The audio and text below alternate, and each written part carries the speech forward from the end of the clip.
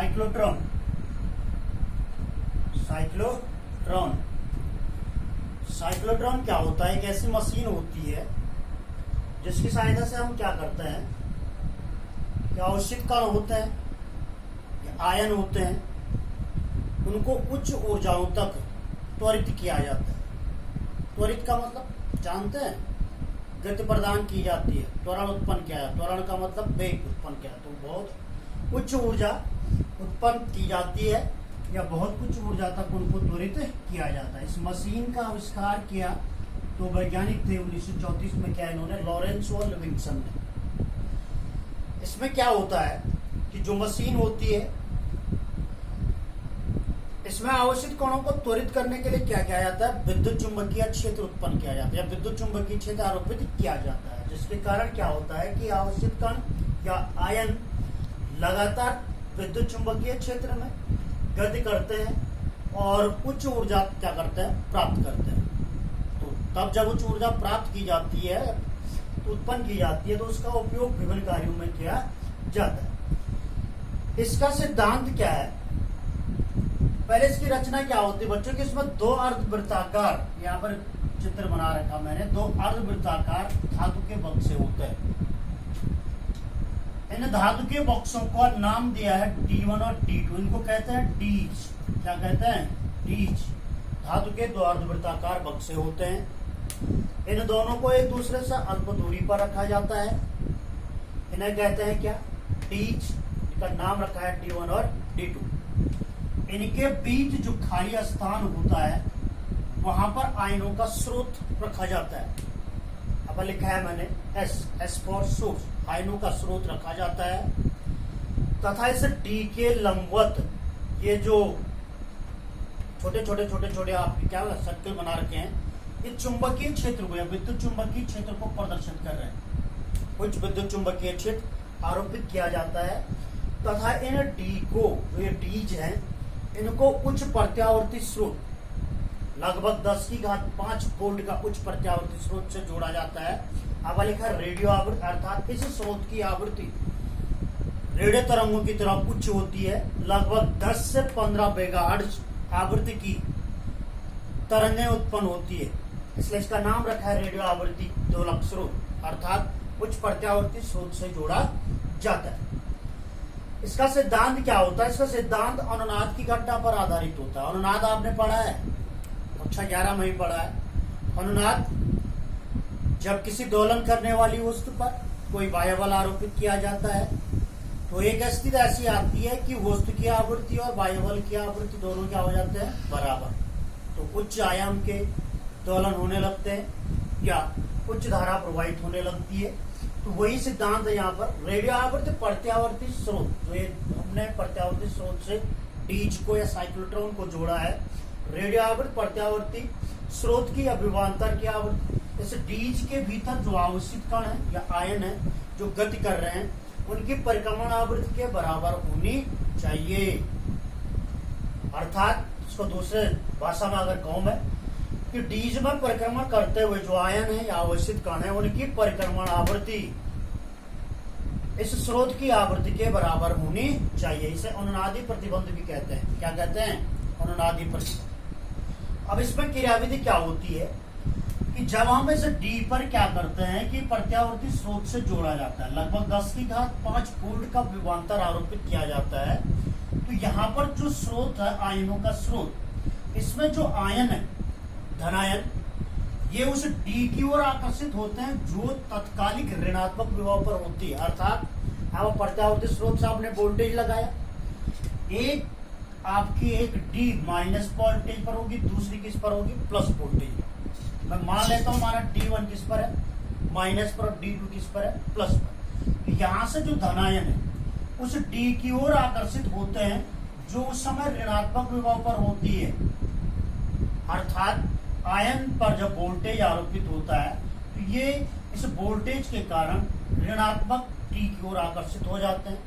ऋणात्मक टी की ओर आकर्षित होंगे तो गति करते हैं। अब चूंकि यहाँ पर कौन सा क्षेत्र है, विद्युत चुंबकीय। चुंबकीय क्षेत्र क्या है, डी के लंबवत। और आपको पता है चुंबकीय क्षेत्र में जब कोई आयन या अवशिष्ट कण गतिशील होता है, लंबवत प्रवेश करता है, तो कैसा मार्ग होता है? वृत्ताकार। तो ये जो आयन है वृत्तीय पथ पर गति करने लगा। अब यहाँ पर क्या होती है, सारी व्यवस्थाएं स्वचालित होती है, अर्थात इस वोल्टेज जो आरोपित वोल्टेज है, ये चुंबकीय क्षेत्र है, इनको इस प्रकार आरोपित किया जाता है कि यहाँ पर जैसे ही आयन एक डी को पार कर दूसरी डी की ओर जाने लगता है तो इनकी पोलरिटी बदल जाती है, ध्रुवता, अर्थात जो माइनस होता है वो प्लस हो जाता है स्वतः ही, और जो प्लस होता है वो क्या हो जाता है? माइनस। तो अब ये जो धनायन है इस डी से ऋणात्मक की ओर क्या हो जाता है? आकर्षित। ऋणात्मक की ओर क्या हो जाता है? आकर्षित। और ये प्रक्रिया चलती रहती है, यानी कि पोलरिटी स्वतः ही बदलती रहती है। ये वृत्ताकार पथ पर गति करता रहता है और तब तक गति करता रहता है आयन जब तक कहां नहीं पहुंच जाता है? इस वृत्तीय पथ की परिधि पर नहीं पहुंच जाता है। कहां नहीं पहुंच जाता है? वृत्तीय पथ की परिधि पर। अब क्योंकि प्रारंभ में वृत्तीय पथ क्या है? छोटा है, त्रिज्या कम होगी का मतलब वेग भी कम है। धीरे धीरे अगर इनकी त्रिज्या बढ़ रही तो वेग भी बढ़ता जाएगा। तो वेग बढ़ने का मतलब क्या होगा? गतिज ऊर्जा बढ़ती जाएगी। ऊर्जा बढ़ती जाएगी तो तब तक ये ऊर्जा बढ़ती जाती है जब तक कहां नहीं पहुंच जाता है? परिधि पर। इस परिधि पर क्या होता है? यहाँ पर विक्षेपक प्लेटें लगी होती है और इन विक्षेपक प्लेटों के द्वारा क्या किया जाता है? जो आयन आए इनको पुंज के रूप में, पुंज का मतलब एक साथ बौछार के रूप में लक्ष्य की ओर क्या किया जाता है? भेजा जाता है। जहां हमने इस ऊर्जा का प्रयोग करना है उस ओर इसको भेजा जाता है। समझ गए क्रियाविधि को? क्या कहा? जब टीज पर प्रत्यावर्ती स्रोत आरोपित किया जाता है, लगभग 10⁵ वोल्ट का विभवांतर आरोपित किया जाता है, तो जो स्रोत आयनों का उससे जो धनायन उत्पन्न होते हैं वो उस डी की ओर आकर्षित होते हैं, जो उस समय किस पर होती है? ऋणात्मक विभव। अब चूंकि चुंबकीय क्षेत्र तल के लंबवत है, अर्थात डी के लंबवत है, तो लंबवत चुंबकीय क्षेत्र में जब आयन प्रवेश करेगा तो वृत्तीय पथ पर क्या करता है? गति करता है। जैसे वो एक डी को क्या करता है? पार करने वाला होता है, तो इनकी पोलरिटी या ध्रुवता स्वतः ही क्या हो जाती है? बदल जाती है। तो अब वो दूसरी डी की ओर क्या हो जाते हैं? आकर्षित। और ये प्रक्रिया तब तक चलती रहती है जब तक वो कहां नहीं पहुंच जाते हैं? डी की परिधि पर या वृत्तीय पथ की परिधि पर, जहां विक्षेपक प्लेट द्वारा उन आयनों को पुंज के रूप में, एक बौछार के रूप में टारगेट की ओर क्या किया जाता है? भेजा जाता है या प्रेषित किया जाता है। अब इसकी क्रियाविधि सिंपल है, क्योंकि जब चुंबकीय क्षेत्र है तो आयन पर आवेशित कण पर बल लगता है बराबर QBB sin थीटा। लंबवत प्रवेश कर रहे हैं तो theta equal to 90 sin 90 equal to 1 बराबर क्या होगा? QBB। वृत्तीय पथ पर गति कर, तो वृत्तीय पथ पर गति करने के लिए किसी वस्तु को क्या चाहिए? अभिकेंद्र बल चाहिए। अभिकेंद्र बल कितना होता है? mv²/r। यह अभिकेंद्र बल किससे मिलेगा? इसको चुंबकीय बल से मिलेगा, अर्थात QVB बराबर क्या होगा? mv²/r। एक एक v कट जाएगा तो वृत्तीय पथ की त्रिज्या r बराबर हो जाएगा mv/qb। अब ये जो आयन जो घूम रहा है वृत्तीय पथ पर, तो इसके लिए कोणीय वेग भी होगा। तो माना कोणीय वेग कितना है? ओमेगा। ओमेगा बराबर आपने कक्षा 11 में पढ़ा था, ओमेगा बराबर v/r। तो ओमेगा इक्वल हो जाएगा QB/m। QB/m। अब ये दो वृत्त हैं, आधे वृत्त का समय, क्योंकि आधे वृत्त का समय का मतलब हो गया ओमेगा कोणीय वेग बराबर क्या होता है? कोणीय विस्थापन बटे समय होता है। वृत्तीय पथ पर एक चक्कर हो गया आपका 2π/t। आधे के लिए हो जाएगा तो यहां पर मैंने लिखा t इक्वल टू π/2, सॉरी π/ओमेगा, क्योंकि आधा है तो ये दो क्या हो जाएगा? कट जाएगा। समझ रहे हैं? तो अर्धवृत्त में जब जाएगा तो ये t जो होगा इसका अर्धावर्तकाल हो जाएगा, तो t बराबर हो गया t/2 इक्वल हो गया π/ओमेगा। इसलिए इसका पूरा जो परिक्रमण काल आ जाएगा वो हो जाएगा आपका 2π/ओमेगा। 2π/ओमेगा।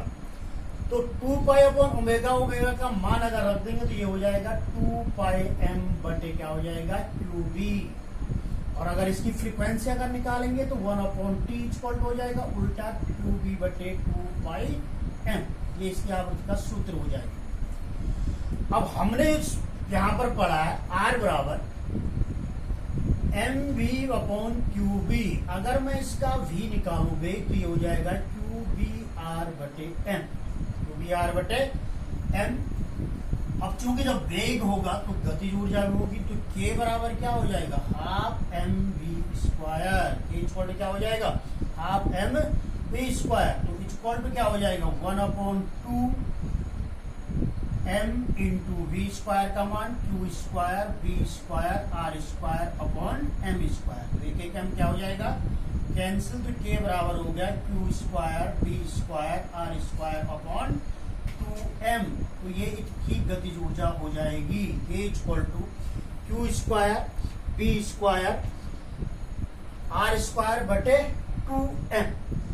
अब हमारे पास जो आयन है, इसको मैं दूसरे पदों में भी लिख सकता हूं, क्योंकि जो आयन है तो चूंकि इनकी ऊर्जा कितनी होती है, आवेशित कण की ऊर्जा आप जानते हैं क्यू भी होती है। जैसा आपने इलेक्ट्रॉन वोल्ट पढ़ा ईवी, अब इलेक्ट्रॉन नहीं है तो क्या माना हो कितना क्यू।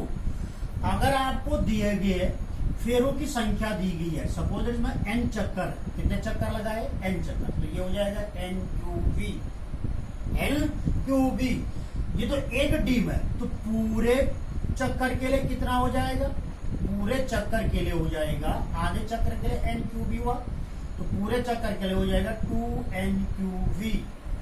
यहाँ पर ये जो v है ये विभवांतर है, ये वेग नहीं है, थोड़ा इनका अंतर भी समझ लेना। v यहाँ है, स्मॉल v, कैपिटल v लगाया तो वोल्टेज है, क्योंकि जब वोल्टेज लगाएंगे तभी क्या आएगा, अवशिष्ट कण का की ऊर्जा आएगी क्यू वी, समझ रहे हैं। तो ये ऊर्जा जब वेग प्राप्त हुआ तो इतनी ऊर्जा हुई, तो इसलिए इसकी कुल ऊर्जा हम ऐसा भी लिख सकते हैं k equal to Q square V square r square बटे 2m बराबर 2n Q V. 2n Q V, ये क्यू क्या है, आवेश, v क्या है, चुंबकीय क्षेत्र, r क्या है, वृत्तीय पथ की त्रिज्या, m हो गया अवशिष्ट कण का या आयन का द्रव्यमान, n हो गया चक्करों की संख्या, और कैपिटल V हो गया विभवांतर। कैपिटल V क्या है, विभवांतर, कि कितना वोल्टेज लगाया गया। ठीक है, इसमें क्या चीज याद रखनी जरा, कि जो साइक्लोट्रॉन में क्या होता है बेटा, जैसे जैसे वेग बढ़ता जाता है कण का तो उसकी परिक्रमण आवृत्ति घट जाती है, या ऐसा कह सकते हैं परिक्रमण आवृत्ति जैसे जब बढ़ जाती है तो वेग क्या होता है, घटता है। अर्थात एक निश्चित ऊर्जा से अधिक हम ऊर्जा इसमें नहीं बढ़ा सकते। इसका फेलियर है साइक्लोट्रॉन का, कि एक निश्चित ऊर्जा से अधिक हम ऊर्जा नहीं बढ़ा सकते हैं। इसका कारण ये है, वेग जितना बढ़ता जाता है परिक्रमण आवृत्ति घटने लगती है, या परिक्रमण आवृत्ति बढ़ने पर वेग क्या होने लगता है, घट जाता है। दूसरा, कभी कभी पूछ लिया जाता है कि इलेक्ट्रॉनों को साइक्लोट्रॉन द्वारा क्यों त्वरित नहीं किया जाता है, तो साधारण सा आंसर है, क्योंकि इलेक्ट्रॉन बहुत हल्के कण होते हैं, इनका द्रव्यमान बहुत कम होता है, 9 × 10⁻31 kg।